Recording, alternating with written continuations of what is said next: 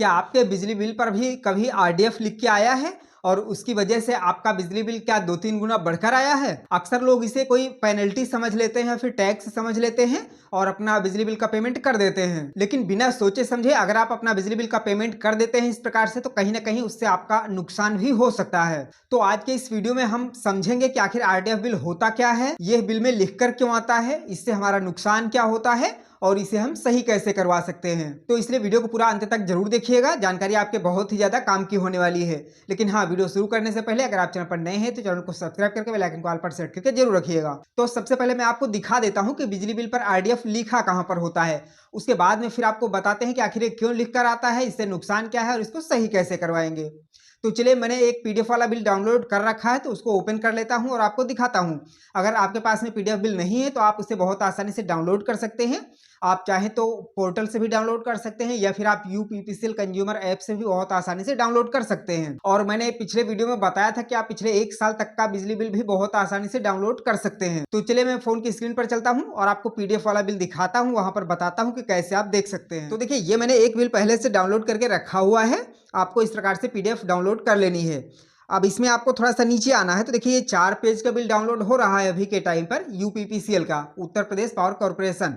अगर आप किसी अन्य राज्य से हैं तो उसका प्रोसेस अलग रहेगा। मैं आपको उत्तर प्रदेश का बता रहा हूं। तो यहाँ पर 4 पेज का जो पीडीएफ बिल डाउनलोड होता है, यहाँ पर आपको तीसरे पेज में ये चीज देखने को मिलती है। सबसे ऊपर वाले पेज में तो आपको पर्सनल डिटेल मिलती है, उसके बाद में थोड़ा बहुत बिल की जानकारी होती है, लेकिन यहाँ पर आपको जाना है तीसरे पेज पर और तीसरे पेज पर ही आपको देखने को मिलेगा। अब देखिए, इसको मैं थोड़ा सा जूम कर लेता हूं ताकि आपको सही से दिखाई दे। अब देखिए, यहाँ पर टेबल 7 लिखा हुआ है, तो टेबल 7 में आपको देखने को मिलेगा पेज जो होता है पीडीएफ का वो तीसरा होता है। अब यहाँ पर देखिए प्रीवियस रीडिंग लिखा हुआ है 1537, उसके बाद में करंट रीडिंग जो लिखा हुआ है यहाँ पर भी 1537 लिखा हुआ है, मतलब दोनों जगह सेम लिखा हुआ है। उसके बाद में देखिए डिफरेंस में 0 है और उसके बाद में और लास्ट में आएंगे तो जो रिमार्क लिखा हुआ है यहाँ पर आरडीएफ लिख के आ रहा है। ये देखिए यहाँ पर आरडीएफ लिख के आ रहा है, जो कि नहीं आना चाहिए। यहाँ पर ओके लिखा हुआ होना चाहिए। ओके अगर लिखा रहेगा तो मतलब आपका बिल सही है, लेकिन अगर यहाँ पर ओके के अलावा कुछ भी लिख के आ रहा है तो मतलब कि आपके बिल में कोई ना कोई प्रॉब्लम है। तो यहाँ पर देखिए आरडीएफ स्पष्ट लिखा हुआ है, मतलब ये बिल आरडीएफ में बना हुआ है। तो इस प्रकार से आपको सबसे पहले तो अपना पीडीएफ बिल डाउनलोड करके देख लेना है कि आपके बिल में कहीं कोई समस्या तो नहीं है। अगर आरडीएफ लिखा हुआ है तो फिर आपको समझने की जरूरत है कि आखिर ये क्यों लिखा है, इसका मतलब क्या है और इसका सोल्यूशन क्या है। तो सबसे पहले तो समझते हैं कि आखिर आरडीएफ का मतलब क्या होता है। तो देखिए, आरडीएफ का मतलब होता है रीडिंग डिफेक्टिव, मतलब कि रीडिंग में कोई भी समस्या हुई है, किसी वजह से आपकी रीडिंग सही नहीं आई है, इसलिए आपका बिल जो है आरडीएफ में जनरेट हुआ है। अब जब आपका बिल आरडीएफ में बनता है तो इसका मतलब ये होता है कि आपका जो बिल है वो सही नहीं बना है, बल्कि एक एवरेज में बना है। एवरेज का मतलब ये होता है कि आपका पिछले कुछ महीने का जो बिल आया हुआ होगा उसके हिसाब से आपका आरडीएफ बनता है, यानी कि उसका जो औसत निकल जाता है, ऑटोमेटिक सॉफ्टवेयर से निकलता है और उस बिल के औसत के हिसाब से आपका बिल आता है। तो ऐसे में कई बार होता है कि बिजली बिल 2-3 गुना ज्यादा भी आ जाता है, यानी पिछले आपने किसी महीने में ज्यादा बिजली बिल यूज किया हुआ है तो उस हिसाब से कई बार बिजली बिल हमारा जो आरडीएफ में बनता है तो 2-3 गुना ज्यादा का भी बन जाता है। अब बात करते हैं कि आखिर आरडीएफ बिल बनता क्यों है। तो देखिए, इसका मुख्य कारण तो ये होता है कि जब आपका बिजली बिल गलत बनता है, यानी कि रीडिंग जो होती है वो सही नहीं डाली जाती है, तब बनता है। अब इसके कई कारण होते हैं, कुछ मैं आपको बताता हूं।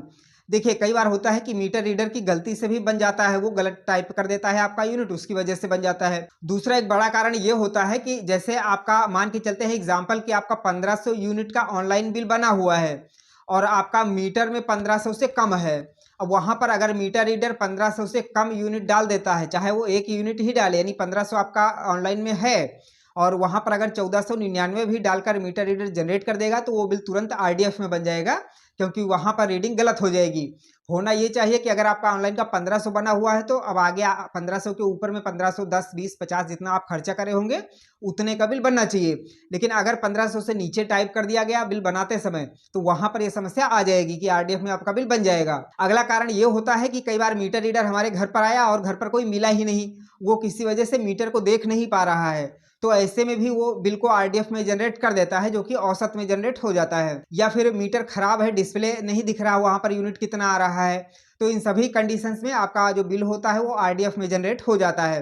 यानी ऐसी कोई भी स्थिति जहां पर मीटर रीडर यूनिट को गलत डालता है या फिर अनुमानित डालता है, तो वहां पर आपका जो बिल जनरेट होता है वो आरडीएफ में जनरेट हो जाता है। अब बात करते हैं कि आरडीएफ बिल से आपका नुकसान क्या होता है। तो देखिए, एक तो सबसे बड़ा नुकसान यही है कि आपका आरडीएफ बिल जब बनता है तो बिल औसत में बन जाता है और वो कहीं ना कहीं आपका जो नॉर्मल खर्च होता है उससे ज्यादा का बिल बनता है।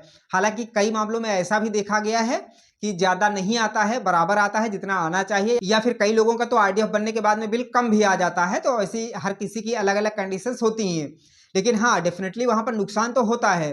और वो मैं आपको बताता हूँ कि आखिर क्या नुकसान होता है। एक तो ये है कि जैसे अगर आपका ज्यादा आने लगा तो प्रॉब्लम कि हाँ बिल ज्यादा आने लगा है। दूसरी चीज ये होता है कि अगर लगातार 2-3-4 महीने तक आपका आरडीएफ में बन रहा है तो आरडीएफ में आपका जो यूनिट होगा वो आगे बढ़ेगा नहीं, आपका मीटर आगे बढ़ता जाएगा।